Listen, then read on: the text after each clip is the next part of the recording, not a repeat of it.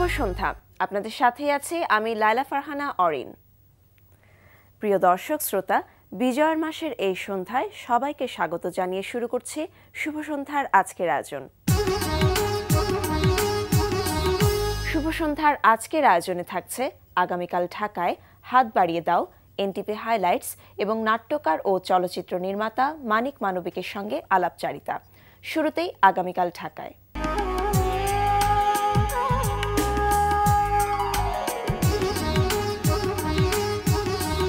প্রথমেই জানিয়ে দিচ্ছি চলচ্চিত্র উৎসবের সময়সূচি।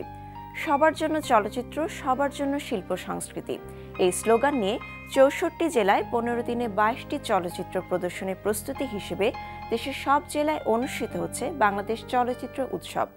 ঢাকাসহ দেশের সব জেলা শিল্পকলা একাডেমি মিলনায়তনে বাংলাদেশ চলচ্চিত্র উৎসব চলবে ২৬ ডিসেম্বর পর্যন্ত। উত্তর বাড্ডার অ্যাথেনা গ্যালারিতে অনুষ্ঠিত হচ্ছে শিল্পী কালিদাস কর্মকারের চিত্রকলা প্রদর্শনী পাললিক অনুভব।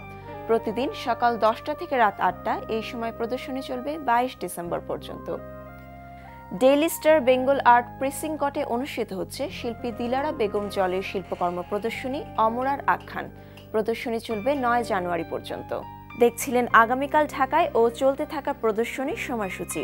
শুভ সন্ধ্যার এবারের আয়োজন হাত বাড়িয়ে দাও।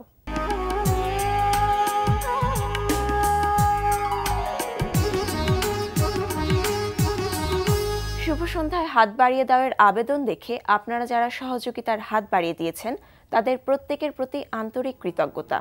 এবার জানিয়ে দিচ্ছি আমাদের কাছে পাঠানো একটি মানবিক সাহায্যের আবেদন। দরিদ্র রিকশা চালক বাবু মল্লিকের ১ বছর ২ মাস বয়সের ছেলে সানির হৃৎপিণ্ড ছিদ্র হয়ে যাওয়ায় ডাক্তার জরুরি ভিত্তিতে অপারেশন করার পরামর্শ দিয়েছেন। অপারেশনের জন্য প্রায় ১.৫ লক্ষ টাকা প্রয়োজন, যা দরিদ্র রিকশা চালক বাবু মল্লিকের পক্ষে বহন করা সম্ভব নয়। তাই সে তার ছেলে শিশু সানির চিকিৎসার জন্য দেশের সকল হৃদয়বান মানুষদের কাছে আর্থিক সহায়তা চেয়েছেন। জটিল রোগে আক্রান্ত শিশু সানিকে বাঁচাতে সাহায্যের হাত বাড়িয়ে দিন। সাহায্য পাঠানোর ঠিকানা বাবু মল্লিক, সঞ্চয় হিসাব নম্বর ৩২৮২১, ইসলামী ব্যাংক, ফার্মগেট শাখা, ঢাকা। মোবাইল ফোন নম্বর 019568018884। এবার এনটিভি হাইলাইটস।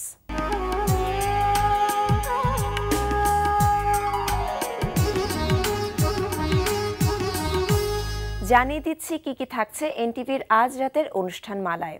সন্ধ্যা ৬টা ৪৫ মিনিটে থাকছে ওয়াহিদা রাজ্জাক মিশার প্রযোজনায় talk show frankly speaking.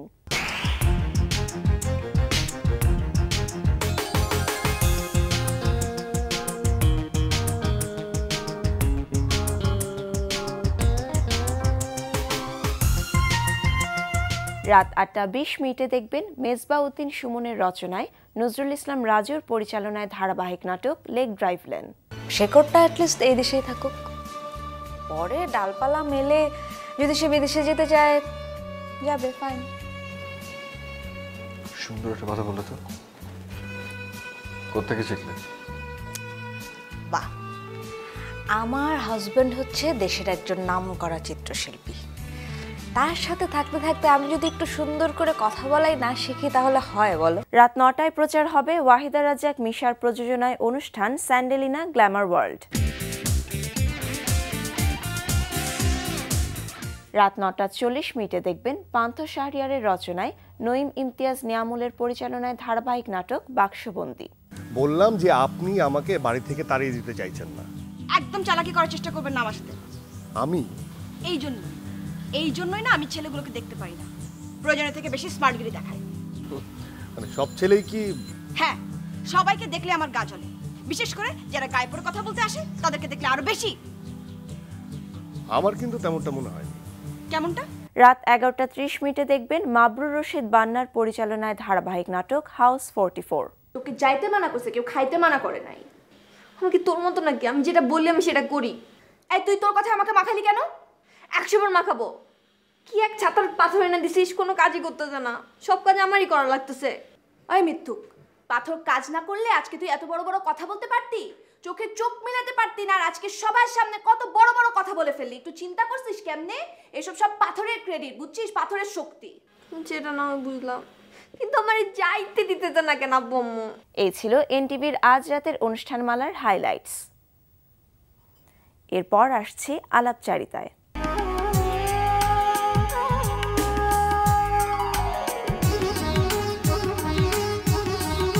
11 December মুক্তি পেয়েছে মানিক মানবিক পরিচালিত চলচ্চিত্র শোভনের স্বাধীনতা। প্রিয় দর্শক, আমাদের আজকের অতিথি নাট্যকার ও চলচ্চিত্র পরিচালক মানিক মানবিক। চলুন কথা বলি তার সঙ্গে। শুভ সন্ধ্যা। শুভ সন্ধ্যা। কেমন আছেন? ভালো। আমন্ত্রণ আমাদের আজকের আয়োজনে। বিজয়ের মাস, আগামীকাল বিজয় দিবস। এই গৌরবময় মাসে আপনার প্রথম পরিচালিত চলচ্চিত্র মুক্তি পেয়েছে শোভনের স্বাধীনতা। অনুভূতিটি কেমন কেমন লাগছে? নিশ্চয়ই, মানে এটা তো আমার প্রথম ছবি, সেটার তো একটা মানে আনন্দ আছেই। তারপর ডিসেম্বর মাস, বিজয়ের মাস, ঠিক এই মাসে আমি ছবিটা মুক্তি দিতে পেরেছি, সেটাও আমার জন্য অনেক আনন্দের। জি, নামটি শুনে বোঝা যাচ্ছে যে স্বাধীনতা শব্দটি যেহেতু রয়েছে মুক্তিযুদ্ধের প্রেক্ষাপটে নির্মিত। তো যেটি জানতে চাই যে আসলে পুরো গল্পটা তো আসলে যারা দর্শক আছেন তারা হলে যেই দেখবেন, তারপর আপনার কাছ থেকে ছোট্ট করে প্রেক্ষাপটটি কি? প্রেক্ষাপট ডেফিনেটলি 71 সালে ম্যাট্রিক পরীক্ষার্থী একটা গ্রুপ, যারা ওই বছরই যাদের ম্যাট্রিক পরীক্ষা দেওয়ার কথা, ওরা আসলে ঠিক করে যে পাকিস্তানের যে সামরিক জান্তা বাংলাদেশের সাধারণ মানুষের উপরে যে নিপীড়ন এবং হত্যাযজ্ঞ চালাচ্ছে, এটার প্রতিবাদ হওয়া দরকার। সেই জন্য ওরা সিদ্ধান্ত নেয় যে ওরা ম্যাট্রিক পরীক্ষাটা দেবে না। ম্যাট্রিক পরীক্ষাটা দিলে বহির্বিশ্বে এই মেসেজ যেতে পারে যে বাংলাদেশের পরিস্থিতি ঠিক আছে, নর্মাল আছে। তো ওরা চায় যে যেন এটা না হয় যে আসলে বাংলাদেশের পরিস্থিতি আর নর্মাল নাই, এখন অস্বাভাবিক একটা পরিস্থিতি বিরাজ করছে। তো সেই জন্য ওরা ঠিক করে যে ম্যাট্রিক পরীক্ষা দেবে না এবং এটা হতে দেবে না। এটাকে কেন্দ্র করে গল্পটা। আচ্ছা, রশিদ হায়দারের লেখা উপন্যাস অবলম্বনে এই চলচ্চিত্রটি করা হয়েছে। তো উপন্যাসটি আপনি প্রথম কবে পড়লেন? উপন্যাসটি আমি যখন, এটা তো অনুদানের ছবি, সরকারি অনুদানের ছবি, আমি যখন অনুদানের জন্য বিভিন্ন গল্প খুঁজছিলাম, অনেক গল্পই আমার নজরে আসে, তখন এই গল্পটা পড়ে মনে হয় যে আসলে মুক্তিযুদ্ধের এই সাইডটা, বিশেষ করে ম্যাট্রিক পরীক্ষার্থীরা ওই সময় কি করেছিল সেটা ওইভাবে কোথাও চলচ্চিত্র ওইভাবে আসেনি। বাচ্চাদের নিয়ে অনেক সিনেমা হয়েছে, কিশোরদের নিয়ে হয়েছে, কিন্তু এই ঠিক ম্যাট্রিক পরীক্ষার্থীরা কি করেছিল সেটা কখনো ফিল্মে আসেনি। তখন আমার মনে হলো আমি হয়তো এটা নিয়ে কাজ করতে পারি, তখন আমি গল্পটাকে সিলেক্ট করি। তো উপন্যাসের একটি অন্যরকম আঙ্গিক থাকে, কিন্তু উপন্যাস থেকে যখন চলচ্চিত্রে আমরা রূপান্তর করতে যাই তখন দেখা যায় যে সিনেমার ফ্রেমে বন্দি করতে যে অনেক রকম সংযোজন বিয়োজন করতে হয়। আপনি তো এই চলচ্চিত্রটির চিত্রনাট্যকার ছিলেন, তো এই দিকটা আপনি কিভাবে মাথায় রেখেছেন? হ্যাঁ, মানে উপন্যাস যখন একজন উপন্যাসিক যখন লিখেন তখন তো উনি আর ভাবেন না যেটা কখনো ফিল্ম হতে পারে বা এটা অন্য কিছু হতে পারে, উনি তো ওনার মতো করে লিখে যান। কিন্তু সত্যিকার অর্থে যখন সিনেমা করবেন, স্ক্রিপ্ট করতে হয়, তখন দেখা যায় অনেক কিছু বাদ দিতে হয়, অনেক কিছু যোগ করতে হয়। এই উপন্যাসটা যেরকম ছিল ঠিক একদম ফিক্সড ওই শেপে আর নাই। এখানে অনেকগুলো ক্যারেক্টার ছিল না যেগুলোকে আমি নিয়ে এসেছি। ময়না নামে যে ক্যারেক্টারটা নিপুণ করছেন, এই ক্যারেক্টারটা টোটালি উপন্যাসে ছিল না। এটাকে আমি যখন দেখলাম যে একটা হিরো যখন আমি রাখলাম, ফেরদৌস এটা যে একটা ক্যারেক্টার করছেন, তখন মনে হলো যে এর পাশে, ফেরদৌসের পাশে একটা হিরোইন না থাকলে জিনিসটা ভালো লাগবে না। তখন আমি করলাম কি, ময়না নামে একটা ক্যারেক্টার এখানে যোগ করলাম সিনেমার প্রয়োজনে। এরকম কিছু আমরা চেঞ্জ করেছি। আচ্ছা, ঔপন্যাসিকের সাথে যখন আপনার দেখা হলো, যখন আপনি উপন্যাসটি নিয়ে বসলেন, তখন আপনাদের মধ্যে সামঞ্জস্যটা কেমন ছিল? রশিদ হায়দার স্যার খুবই ভদ্রলোক, মানে একদম নিপাট ভদ্রলোক বলতে যা বোঝায় আর কি। ওনাকে আমি যখন গিয়ে বললাম যে স্যার এই হচ্ছে স্ক্রিপ্ট, আপনার গল্পটা হচ্ছে এই, তো আমি এইভাবে জিনিসটা আমি হ্যান্ডেল করতে চাই। উনি বললো যে দেখো বাপু, এটা তো আমার উপন্যাস যখন ছিল, এখন এটা তোমার জিনিস, তুমি যে ফিল্ম বানাবে এটা তোমার জিনিস, তুমি যেভাবে খুশি করো, এটা নিয়ে আমার কিচ্ছু বলার নেই। তো ওনার দিক থেকে কোনো ধরনের মানে মতামতও ছিল না, প্রতিবন্ধকতা তো ছিলই না। তোমার মতো করো, এটা ফিল্ম তোমার। স্ক্রিপ্টটি পাওয়ার পর আপনি একটি চিত্রনাট্য করলেন, এরপর যে শুটিং শুরুর ঘটনাটি কিভাবে হলো? শুটিংটা, এটা তো 71 কেন্দ্রিক গল্প কাজ করতে গেলে যেটা হয় সেটা হচ্ছে যে ঠিক 71টা পাওয়া যায় না, তো তখন কি করতে হয়, খুঁজে খুঁজে বের করতে হয় যে ঠিক পুরানো সেই সময়েরকার ঘর বাড়িগুলো কোথায় আছে, রাস্তাঘাটগুলো কোথায় আছে। তো এগুলো আমরা খোঁজা শুরু করলাম। আমরা অনেকগুলো লোকেশনে কাজ করেছি। ঢাকায় টিকাটুলিতে একটা বেঙ্গল স্টুডিও আছে, যেটা অনেক পুরাতন একটা বিল্ডিং, ওইটাতে, তারপরে হাটখোলা একটা আনসার ক্যাম্প, ওখানে এজিবি কলোনিতে আমার কিছু ওই কলোনির কিছু শর্টের দরকার ছিল, ওই এজিবির কলোনির আউটডোরটা আমরা শুটিং করেছি। তারপরে আমরা পানাম সিটিতে শুটিং করেছি, আমরা গাজীপুরে শুটিং করেছি, কেরানীগঞ্জ, আকসাইল, কলাতিয়া, ময়মনসিংহ, অনেক জায়গাতে আমরা, এফডিসি, ফাইনালি আমি এফডিসিতেও শুটিং করেছি একদিন। এইভাবে মানে আমরা ঠিক খুঁজে খুঁজে এটা করতেই হয়, মানে আপনি যখন একটা টাইম ধরে কাজ করবেন তখন ওই টাইমটাকে আপনাকে এস্টাবলিশ করার জন্য যা যা করার করতেই হবে। স্ক্রিপ্টের ক্ষেত্রে যেটি দেখা যায় যে যখন একটি চলচ্চিত্রে রূপান্তর করা হয় প্রত্যেকটি চরিত্র অনেক বেশি গুরুত্বপূর্ণ ভূমিকা পালন করে, কারণ চরিত্রের মাধ্যমে আসলে পুরো উপন্যাসটার গল্পটি ফুটে ওঠে। তো আপনি যখন এই চরিত্রগুলি নির্বাচন করলেন তখন কিভাবে নির্বাচন করেছেন? সব পরিচালকরাই যা করেন সেটা হচ্ছে আমার গল্পের সঙ্গে ঠিক কাকে ম্যাচ করে, আমার এই হিরোটা কে হতে পারে, আমার হিরোইনটা কে হতে পারে, আমার ইয়াং গ্রুপটা কারা হতে পারে, ওটা একটা তো চিন্তা ডিরেক্টরের মাথায় থাকে। ওইভাবে আমরা খুঁজে ওইভাবে সেট করে নেওয়া পুরো জিনিসটা, ওইভাবে সিলেকশনগুলো ওইভাবেই হয়। কারা কারা অভিনয় করেছেন?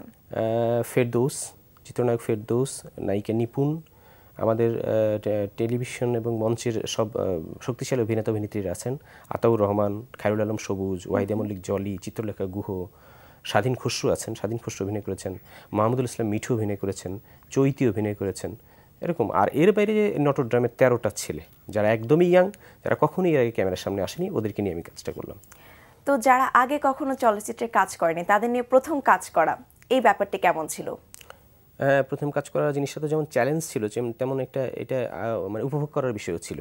কারণ যারা কখনো ক্যামেরার সামনে যায়নি তাদেরকে নিয়ে আপনি কাজ করতে গেলে আপনি ওরা ঠিক কাদামাটি, আমরা যেরকম বলি কাদামাটি, ওদেরকে আপনি ইচ্ছা মতো মানে হ্যান্ডেল করতে পারবেন, সেগুলো করা অনেক সহজ। তার কিন্তু বাইরে যেটা হয় যে ওরা ঠিক ক্যামেরা অ্যাঙ্গেল বোঝে না, লাইট বোঝে না, সেগুলোর জন্য কিছু সমস্যা এটা হবেই। সেটাও ছিল, বিষয়টা কিন্তু খুব আনন্দের ছিল। আচ্ছা, পুরো ব্যাপারটি শেষ হয়ে যাওয়ার পর, শুটিং শেষ হওয়ার পর আপনি যখন নিজে দেখলেন পর্দায়, তখন আপনার কাছে কেমন লেগেছে একজন পরিচালক হিসেবে? হ্যাঁ, নিশ্চয়ই। মানে পর্দায় বলতে তো প্রথম তো আমরা বড় পর্দায় দেখার সুযোগ নেই। যখন সিনেমাটা শেষ হলো, শুটিং শেষ হলো, তারপরে ধরেন শুটিংয়ের পরে এটা কালার গ্রেডেশন শুরু হলো, কালারের কাজ করা হলো, সাউন্ডের কাজ করা হলো, ডাবিংয়ের কাজ করা হলো, তারপরে মিক্সিংয়ের কাজ শুরু হলো। এগুলো যখন করলাম, প্রতিটা দিন যাচ্ছে, মনে হচ্ছে ছবিটা আগাচ্ছে। ফাইনাল যখন একদম এটা শেষ হয়ে গেল, সেন্সরের জন্য যখন জমা দিলাম, তখন একটা ভয় কাজ করে যে এবার সেন্সরে কি কাটা পড়ছে, কি বাদ পড়ছে। তো আমার এমনি মনে হয়েছিল যে ঠিক সেন্সরে বাদ পড়ার মতো ওইভাবে কিছু নাই সিনেমাতে। এবং আমি ওই অর্থে খুবই ভাগ্যবান যে সেন্সর বোর্ডে আমি পরে শুনেছি কেউ একজন একটা বিষয় নিয়ে কথা বলেছিলেন, কিন্তু তখন ওখানে সেন্সর বোর্ডে যিনি প্রধান ছিলেন ওই কমিটিতে, উনি বলেছেন না, এটা ঠিক আছে, এটা আনকাটের সেন্সরড হয়ে যায়। কিন্তু তারপরে এটা আবার যখন সেন্সর হয়ে যায়, এটা রিলিজ টাইমটা তখন আমি আবার পাচ্ছিলাম না। এটা যেহেতু একদম ফেব্রুয়ারি একদম লাস্টে এটা সেন্সর হয়ে গেছিলো, সামনের যে মার্চ ছিল, মার্চে মাস, আমি ঠিক পাচ্ছিলাম না এটা মার্চে আবার এটা প্রচারের দরকার আছে। পরে আমরা ঠিক করলাম যেটা আমি ডিসেম্বরে রিলিজ করবো। তো ডিসেম্বরে রিলিজ করলাম আর কি। নটরডেম কলেজে যে শিক্ষার্থীরা এই চলচ্চিত্রে অভিনয় করেছেন, আপনি প্রথমেই যেটি বলেছেন যে একটি গ্রুমিং করা হয়েছে তাদেরকে নিয়ে, এই গল্পটি একটু ছোট্ট করে জানতে চাই।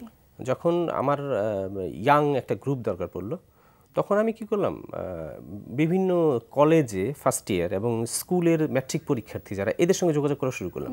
কিন্তু ওই সময়টা এমন ছিল ডিসেম্বর মাস, যারা ম্যাট্রিক পরীক্ষা তাদের ফেব্রুয়ারিতে পরীক্ষা, মানে আমার শুটিং টাইমের কথা বলছি। এদেরকে আমি পাচ্ছিলাম না, আবার একটু ইম্যাচিওর মনে হচ্ছিল, মানে ভয় পাচ্ছিল ক্যামেরার সামনে, বা আমার সঙ্গে কথা বলতে ভয় পাচ্ছিল।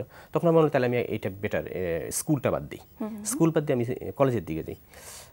তো কলেজে যে নটরডেম কলেজ, এখানে কিন্তু একটা কালচারাল পরিবেশ আছে, ওখানে একটা নাটকের দল আছে, ওখানে একজন টিচার আছে যে আমার বন্ধুর নাম তিতাস রোজারিও। তিতাসের সঙ্গে আমি কথা বললাম, ভাই আমার এরকম কিছু লোকজন লাগবে, আপনার কলেজে এরকম আছে আমি শুনছি, বলে আপনি আসেন দেখেন। আমি দেখলাম তো সবাই ভীষণ, বাচ্চারা খুবই আগ্রহী যে তারা অভিনয় করবে।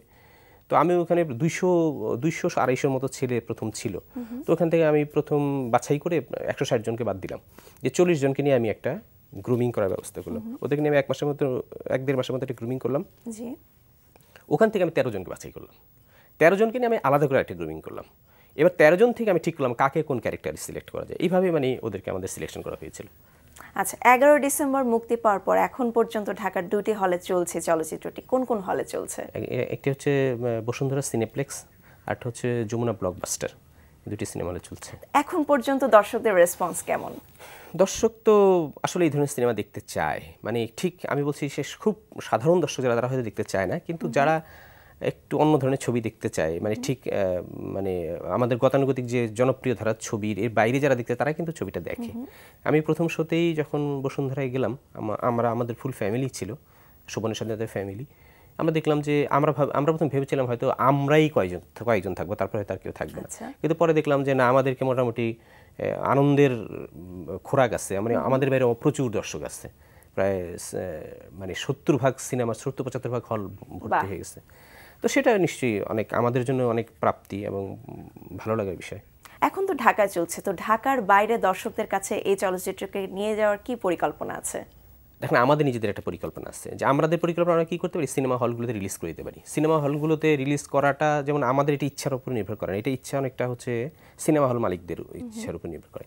তারা ডিসিশন নেয় যে এই ধরনের ছবি তারা চালাবেন কিংবা চালাবেন না, কারণ তাদের সবসময় একটা ব্যবসায়িক চিন্তা থাকে, সেটা তাদেরকে হয়তো দোষ দিতে পারি। কিন্তু এই ছবিতে কি সুপার হিট বলতে যা বোঝায়, এই ছবিগুলো কখনো সুপার হিট হয় না। বাংলাদেশ ইতিহাসে এরকম কোনো ছবিই নেই যেগুলো খুব সুপার হিট হয়ে গেছে। তো এই ক্ষেত্রে আমরা যেটা হল মালিকগুলোতেও সহযোগিতা চাই, কিন্তু সেটা আমরা সবসময় পাই না। আমরা যেটা চাই যে সরকার একটা পদক্ষেপ নিতে পারেন, যে সরকার বলতে পারেন যে ডিসেম্বর মাসটা এই মুক্তিযুদ্ধ ভিত্তিক যত সিনেমাগুলো আছে এইগুলো একটু অগ্রাধিকার পাবে সিনেমা হলগুলোতে।